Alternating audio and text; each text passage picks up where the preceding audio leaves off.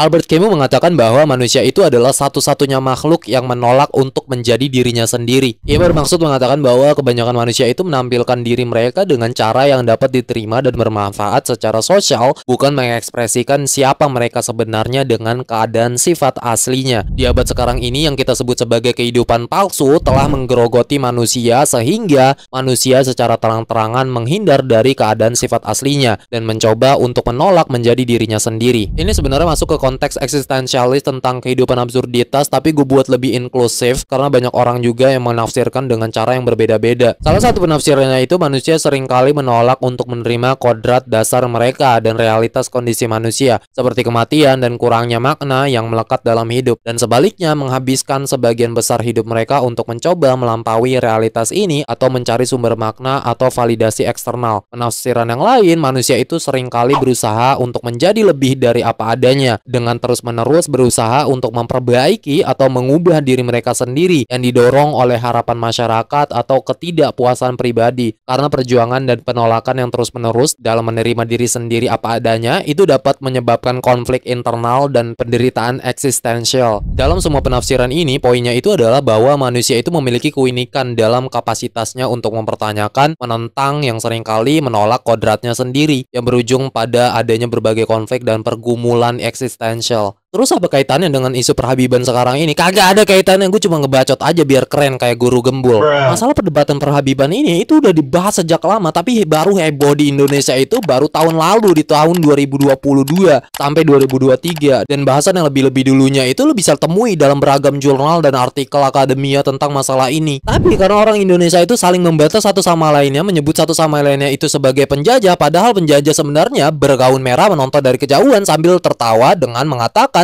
bahwa orang Indonesia sangat bodoh untuk dipintari dan sangat pemarah untuk disabari. Mereka mampu membuat permasalahan kecil menjadi besar dan membuat situasi sederhana menjadi rumit. Dan ketika seseorang memberikan kabar duka ke mereka, mereka tidak memeriksanya terlebih dahulu. Dan ketika seseorang memberikan kabar suka ke mereka, mereka menerimanya tanpa memeriksanya. Welcome to Indonesia, gue buat eksklusif aja khususnya yang muslim. Quran itu bilang kalau ada berita itu dicek dulu, jangan ngebacot dulu. Tapi karena muslim di Indonesia, muslim demokratis yang lebih suka mendengarkan guru gembul dibandingkan dengan Quran, jadi mereka itu lebih suka berpartisipasi pada konspirasi, bukannya akademisi. Namanya juga guru gembul, guru gemar gibul. Kalau didengerin ya lo pada kena kibul. Kenapa lo nggak belajar pendidikan aja di Kabul sampai lo pada ngebul? Emang jadi guru bahasa Sunda itu enak ya, ngomong itu gampang banget. Kenapa sih mereka itu nggak pada mau tes DNA aja? Haram hukumnya untuk para habib tes DNA. Kok aneh ya? Ini masalah silsilah genealogi. Silsilah itu sulit dan DNA itu nggak selalu menyederhanakan banyak hal. Muhammad SAW itu nggak punya keturunan laki-laki. Orang yang mengklaim mereka itu datang dari keluarga Muhammad itu ngujinya dari haplogroup DNA kromosom Y. Tapi Muhammad itu bukanlah satu-satunya orang pada saat itu. Haplotype kromosom Y itu sama dengan anak laki-laki lain dari ayahnya atau juga pamannya dan juga dari keturunan-keturunan laki-laki mereka. Dan dari situ loh itu biasanya gunain perusahaan-perusahaan institusi dalam hal ini untuk mengetahui DNA beliau itu seperti apa, kayak Family Tree DNA atau perusahaan-perusahaan lainnya. Masalahnya setiap perusahaan kayak gitu itu ada maksud bisnisnya dan juga ada politiknya. Kalau lo nggak tahu hal ini berarti lo itu sama kayak Zionis yang menganggap bahwa orang Palestina itu yang melakukan genosida, bukannya orang Israel. Ini metode dengan spekulasi dan simplifikasi berdasarkan probabilitas, makanya disebut dengan sains. Kalau lo nggak tahu hal ini, mulai dari sekarang jangan pernah sebut diri lo itu sebagai guru. Ada isu kontroversial dan perdebatan bahwa ada orang yang mengatakan mereka itu menemukan DNA Yesus dari artefak material pada saat peristiwa penyaliban, atau juga artefak lain kayak osuarium tulang belulang di Goa berusia 2000-an tahun. Terus para peneliti melakukan pengujian DNA mitokondria dari situ. Terlepas daripada hasilnya itu akan jadi seperti apa, masalahnya lo bisa aja memalsukan suatu osuarium, atau lo bisa juga menemukan orang lain yang disalibkan bukannya Yesus, dan lo bisa mengatakan sebaliknya dengan bilang bahwa lo itu dapat material sampel DNA yang dianggap sebagai DNA Yesus, dan perusahaan kayak Family Tree DNA mereka itu bakal dapat banyak uang dengan proyek bisnis DNA mitokondria mereka yang dapat menunjukkan seseorang itu memiliki hubungan dengan Yesus. Masalahnya gimana cara lo itu membandingkan suatu DNA? Sisa-sisa material manusia yang hidup sekitar 2000-an tahun yang lalu bisa terjadi margin error atau kesalahan margin dari penanggalan karbon. Lo bisa dapat sisa-sisa untuk ngambil sampel DNA-nya kalau memang ditemukan, tapi Tapi masalahnya ada jutaan orang yang hidup sekitar 2000-an tahun yang lalu, bukan cuma Yesus. Jadi lo itu nggak tahu mana yang Yesus, mana yang bukan. Gimana caranya lo itu menentukan itu DNA berasal dari Yesus? DNA tersebut itu dibandingkan dengan apa? Dengan mimpi lo bertemu dengan Yesus. Orang Yahudi menganggap diri mereka itu adalah keturunan Bani Israel, keturunan Yakub dan anak-anaknya. Tapi apakah DNA itu bisa membuktikan bahwa mereka itu adalah keturunan orang-orang Bani Israel? Ada yang menganggap Ratu Elizabeth itu keturunan dari Nabi Muhammad kalau dilihat dari catatan silsilah Spanyol awal abad pertengahan. Tapi apakah itu bisa membuktikan bahwa dia itu adalah keturunannya? Jadi aneh kalau lu masukin perdebatan silsilah atau genealogi ini dalam perdebatan pengujian DNA. Ini memang hal yang berkaitan tapi berbeda. DNA itu materi genetik yang membawa sifat-sifat yang diwariskannya, sedangkan silsilah itu studi tentang sejarah keluarga dan leluhurnya. Pengujian DNA itu dapat mengkonfirmasi atau membantah hubungan kekeluargaan, tetapi nggak selalu memberikan konteks dan rincian sejarah lengkap yang sering ditemukan dari naskah-naskah silsilah tradisional. Juga sebaliknya, penelitian silsilah itu dapat mengungkapkan informasi tentang kekeluargaan yang tidak secara langsung tercemin juga di dalam DNA. Jadi nggak gampang dengan menyuruh orang untuk tes DNA yang leluhurnya itu adanya di ribuan tahun yang lalu. Itu sama kayak gua sendiri yang suka banget minta orang Yahudi buat tes DNA mereka. Padahal hal itu juga nggak berguna. Tapi kalau orang Yahudi itu sih gampang. Kalau lu mau menentukan mereka itu keturunan Yahudi atau bukan, lo bisa lihat dari perilaku mereka itu nyolot apa kagak. Lagi juga kalau lo andalkan DNA dari faktor genetik, lo semua itu bakal punya silsilah nenek moyang yang genetik yang sama. Kalau lo akses ke belakang, so what? Identical ancestors point atau isopoint dalam silsilah genetik sebagai titik nenek moyang yang identik atau titik semua nenek moyang yang sama. Beberapa peneliti ada yang memperkirakan isopoint Eropa itu mendekati tahun 1000 Masehi. Ada juga perdebatan tentang masalah ini terkait berapa waktu sebenarnya. Sama juga ini berlaku bagi orang-orang Arab, orang-orang Asia atau orang-orang Afrika, mungkin sekitar 5000-an sampai 15.000-an Masehi. Nah, kalau kita akses ke belakang, populasi semua manusia itu sepenuhnya berada pada genetik yang sama. Jadi ngapain ngomongin genetik? Yang harus lo lakuin itu ya debatin naskah silsilah tradisional tentang isu Habib sekarang. Tapi masalahnya orang-orang Indonesia itu suka memperbesar isu seolah-olah Dajjal udah datang lagi ngopi di kebun jeruk. Ada kelompok-kelompok yang membenci Habib dan ada juga kelompok-kelompok yang mencintai Habib. Kelompok yang membenci Habib bilang Habib itu adalah penjajah, wajib diwaspadai. Kelompok yang mencintai Habib bilang Habib itu pengusir penjajah, wajib dicintai. Orang Yahudi sama orang Cina lagi pada ketawa-tawa ngeliatin kebodohan orang-orang Indonesia. Orang Salafi bilang orang Sufi itu Sufi khurafat. Orang Sufi bilang orang Salafi itu pembenci keturunan Rasulullah. Abu Taimiyah, seorang dai Salafi di UK, dia mengaku bagian dari garis keturunan Ba'alawi, mengaku bahwa dia itu adalah keturunan Nabi. Apakah orang Salafi mau bilang Abu Taimiyah itu adalah orang Sufi khurafat?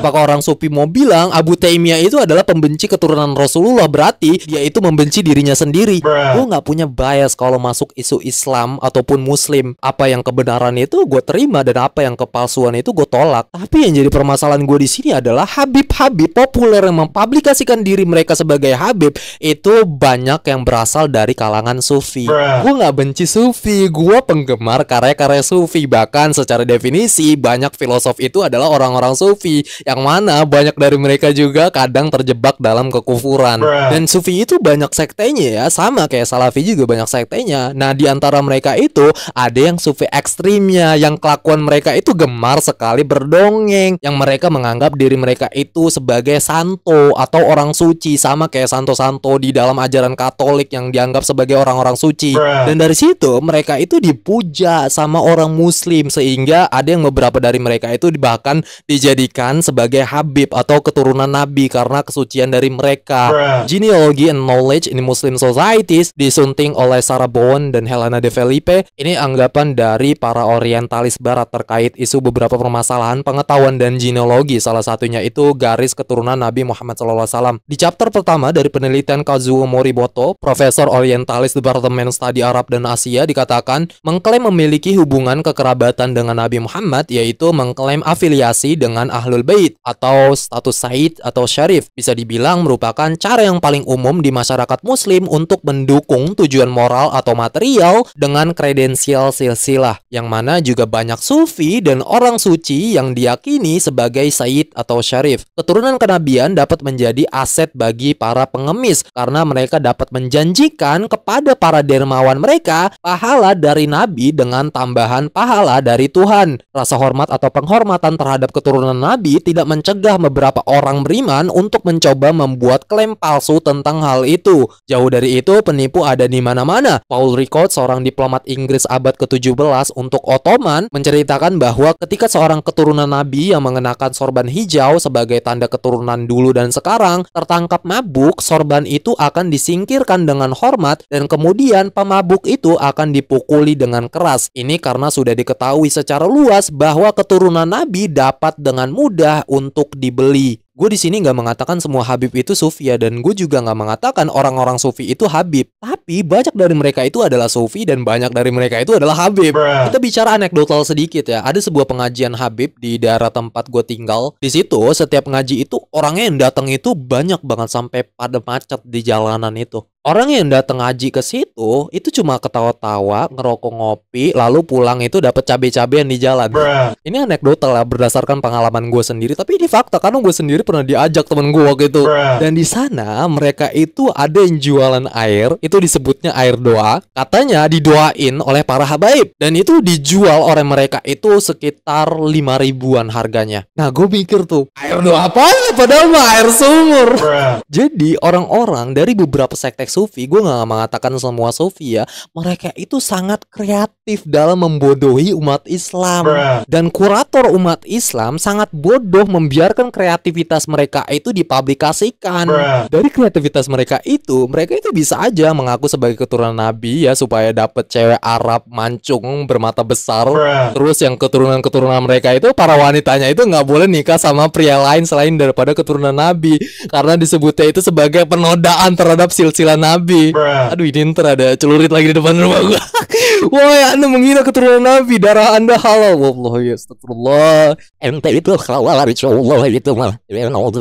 Tapi gue serius nih sekarang ya, balik lagi ke awal topik isu kehabiban Ba'alawi ini dengan fokus pada masalah silsilah tradisional. Sama seperti artikel tadi dari Genealogy and Knowledge in Muslim Societies, sejak awal mula para ulama Islam itu menganggap pengetahuan tentang silsilah itu sebagai topik tersendiri dengan metodenya sendiri. Pada awal periode Abbasiyah, para ahli silsilah menciptakan disiplin ilmu silsilah atau ilmu nasab, dan kerangka silsilah yang dimaksudkan untuk menjelaskan hubungan di antara semua suku Arab dan secara lebih luas sejarah umat manusia. Seperti pepatah yang tercatat dalam literatur silsilah, jika bukan karena disiplin silsilah, maka penilaian tentang warisan akan salah, dan begitu juga tentang klan seseorang, sedangkan ini adalah dua pilar hukum suci. Dari abad pertengahan Masehi hingga paruh kedua abad ke-9 Masehi, keluarga Nabi Ahlul Bait mengembangkan disiplin ilmu silsilah Said atau Syarif. Seperti yang ditunjukkan oleh Kazuo Marimoto, disiplin ilmu ini merupakan pengembangan dari studi silsilah Arab yang lebih tua dan mencerminkan penyebaran keluarga Nabi yang semakin meluas. Keberadaan disiplin ilmu ini membantu melestarikan kepercayaan pada keaslian silsilah, yang mana disiplin ilmu ini juga dimanfaatkan dengan baik oleh para Said dan Syarif. Dengan demikian, penyebaran geografis populasi muslim menciptakan peluang bagi para penyusup untuk memasukkan diri mereka ke dalam silsilah ini. Seperti yang ditunjukkan oleh Zoltan Skombetti bahwa semakin tersebar sebuah silsilah keluarga, maka semakin besar peluang bagi seorang penipu. Di chapter keduanya oleh Zoltan Skombetti, seorang akademia, dosen Oriental Departemen Studi Semitik dan Arabik, dikatakan dalam masyarakat yang menganggap garis keturunan sangat penting, pemalsuan silsilah itu akan marak terjadi. Fenomena seperti itu ada di mana-mana dalam masyarakat muslim pramodern, di mana ideologi dominan menganggap garis keturunan sebagai faktor terpenting dalam menentukan karakter, status, dan legitimasi politik seseorang, meskipun itu bertentangan dengan Al-Quran dan hadis. Ahli silsilah Abu Nasr al-Bukhari abad ke-4 atau ke-10 mencatat bahwa silsilah kelompok yang relatif kecil dan kompak tidak cocok untuk pemalsuan silsilah. Implikasinya manipulasi cenderung berkembang dalam silsilah yang lebih membingungkan. Meskipun itu adalah pengamatan yang sangat tajam, saya berpendapat dalam bab ini bahwa sejumlah faktor tambahan juga dapat dimanfaatkan oleh mereka yang ingin memalsukan garis keturunan baru yang lebih bergengsi bagi diri mereka sendiri. Singkatnya, kita sekarang dapat mengamati bahwa jarak geografis yang sangat jauh tertentu, kepunahan cabang-cabang tertentu dari suatu garis keturunan, dan keberadaan banyak nama laki-laki seringkali bersengkongkol untuk memfasilitasi pekerjaan para penipu. Itu dari anggapan para orientalis di barat ya. Dan untuk di chapter 3-nya dan seterusnya itu ada bahasan Alawi sedikit dan bahasan para sufi, juga para elit-elit agama, dengan poin bahasan silsilah juga. Tapi karena konteksnya di sini luas, jadi gue nggak bisa masukin semuanya. Lo bisa baca sendiri aja di sana. Makanya dari sini itu gue buatnya inklusif. Tapi ada juga bahasan eksklusif di Indonesia untuk perdebatan silsilah atau genealogi ini dari Ba'alawi ini dalam paper jurnal perdebatan Ba'alawi, The Debate on the Ba'alawi Lineage in Indonesia oleh Ahmad Muhajir dan Afra Alatas, memberikan permasalahan perdebatan dari Kiai Imaduddin Utsman, seorang tokoh Islam tradisionalis ternama asal Banten. Dari tahun 2022 dalam artikel publiknya yang berpendapat bahwa klaim catatan lama para habaib dari Ba'alawi sebagai keturunan Nabi itu tidak terbukti. Imaduddin berfokus memastikan keabsahan nenek moyang utama Ba'alawi dari Alawi dan ayahnya Ubaidillah. Yang kata para Alawiyin, Ubaidillah itu putra dari Ahmad bin Isa, keturunan Nabi Muhammad yang mempunyai 3 orang putra. Tapi nggak ada di antara putranya itu yang bernama Ubaidillah dalam naskah silsilah. Imaduddin menyatakan bahwa Alawi bin Ubaidillah belum masuk catatan silsilah selama kurang lebih 6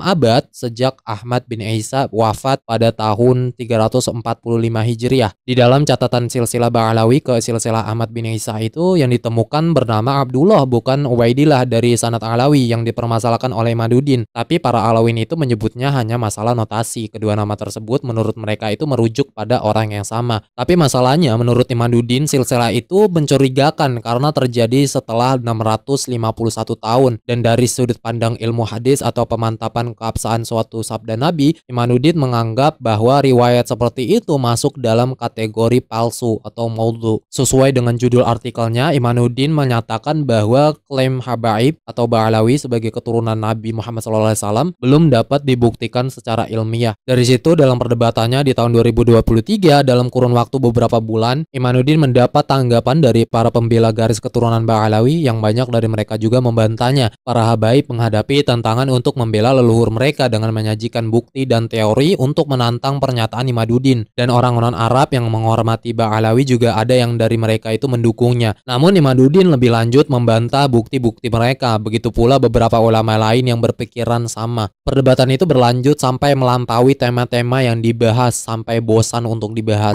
Gua aja bacanya malas banget ya, lu aja sendiri baca deh.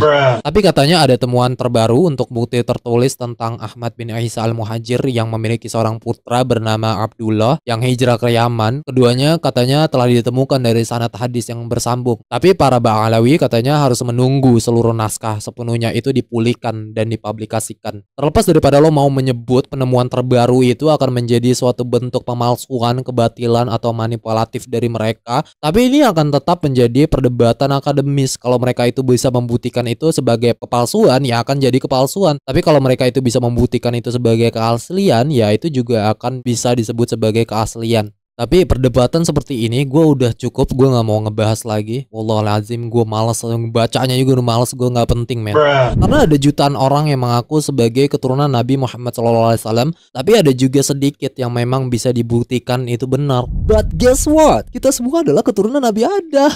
Menjadi keturunan Nabi Muhammad itu tidak membuat Anda istimewa dan tidak membuat Anda itu lebih mudah untuk masuk surga.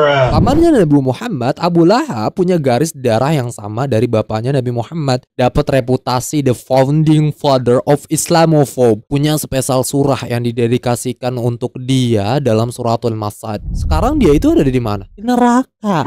Jadi kalau masalah darah itu akan membuat lo mudah beriman dan menjadi orang yang soleh, Quran sendiri ngomong pamannya Muhammad yang sedarah itu berada di neraka. Kalau privilege keistimewaan suatu darah, golongan atau klan itu ada dalam Islam, yang mana nggak ada, orang Yahudi itu pada lebih istimewa dibandingkan sama lo, karena mereka itu disebutnya sebagai pilihan Tuhan yang berada di dunia untuk mengedukasi bangsa-bangsa goim Gentiles yang di luar dari Yahudi dengan menyebarkan ide-ide degradasi moral, membuat institusi pornografi, alkohol, perjudian dan genosida untuk mengedukasi setiap goim Gentiles. Jadi kalau lo meyakini lo itu mempunyai privilege atau keistimewaan tertentu, berarti lo itu nggak ada bedanya sama orang-orang Yahudi.